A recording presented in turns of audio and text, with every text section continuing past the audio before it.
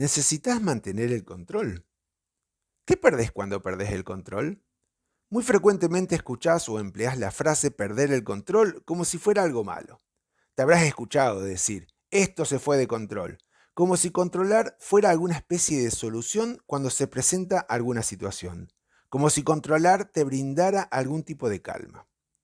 Una paciente comenta en una de sus sesiones que había arribado a un descubrimiento. Hacía rato que estaba dándole lugar a diferentes formas de expresión artística, pero últimamente lo hacía sin culpa o malestar, por pensar que tendría que estar haciendo algo más, entre comillas, productivo.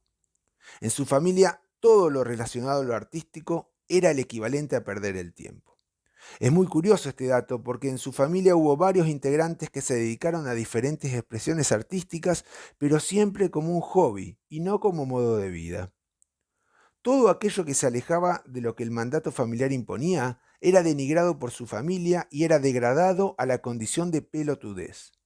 A través de esta y otras metodologías, los padres de esta paciente intentaban controlar todo aquello que se alejara del mandato y mantener a su hija a raya, es decir, dentro de lo supuestamente productivo.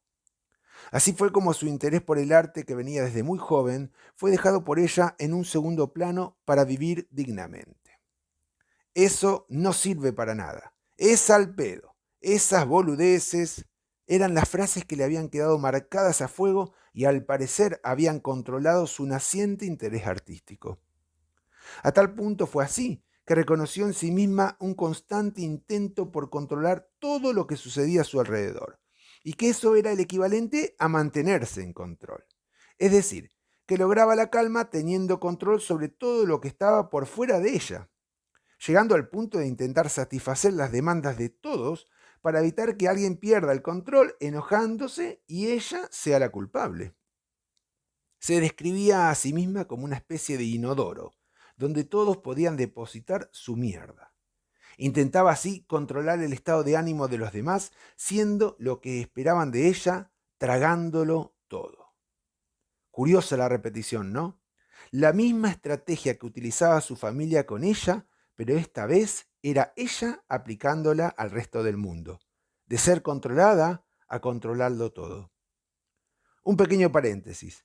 Tenemos por un lado el hecho de que desde el mandato familiar había que controlar todo eso inútil para poder eliminarlo y dar lugar a lo productivo. Y por otro lado, que ella sentía de su familia un gran control sobre su persona y que no le daban lugar a ser como ella quería. Si unimos estos dos elementos a controlar por parte de su familia, advertimos que en el discurso familiar, ella y la basura eran equivalentes en tanto se las trataba de la misma manera. Ambas eran puestas en el lugar de aquello a controlar. De hecho, no era raro escuchar en esta paciente que se tratara a sí misma como una basura o desperdicio, y por lo tanto, ante los problemas que se le presentaban, pensar de sí misma que no servía o no podía hacer nada para resolverlos. Sin embargo, lo más curioso es que su técnica artística se basaba en utilizar elementos que pueden ser considerados desperdicio, basuras, cosas supuestamente inútiles, y las transformaba en hermosas mesas, cajones de guardado, adornos, etc. Es decir, que su modo de expresarse artísticamente iba a contrapelo del mandato familiar, lo cuestionaba. Es como si ella le dijera al mandato, al parecer eso o esa, que no servía para nada, en realidad sí servía. Pero el descubrimiento más importante no tenía que ver solo con su apertura hacia lo artístico, sin culpa, sino también con el hecho de que había elegido iniciar un taller de pintura con acuarelas. Entre todos los recursos que podría haber seleccionado para aprender pintura, como podrían ser crayones, lápices, témperas, acrílico, etc., se decidió por uno que no es cualquiera, porque pintar con acuarelas es una técnica cuyo resultado mejora en tanto y en cuanto se deje fluir. Resulta muy difícil tener el control sobre la técnica porque depende de la cantidad de agua o acuarela que se use, de la presión del pincel, de la cantidad de veces que lo pase sobre el mismo lugar, del tipo de hoja, del tiempo de secado, bueno, etc. Es decir, que la técnica nueva que estaba incursionando en su vida tenía que ver con el dejar fluir y perder el control.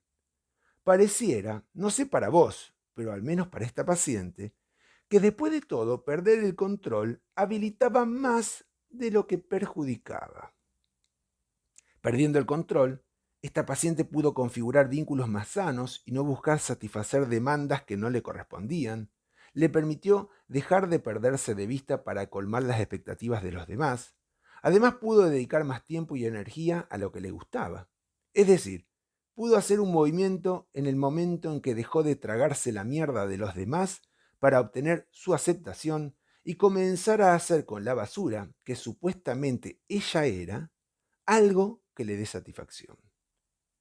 Entonces te pregunto a vos que todavía te cuesta dejar fluir tu deseo, a vos que todavía necesitas la aceptación, decime, ¿realmente necesitas mantener el control?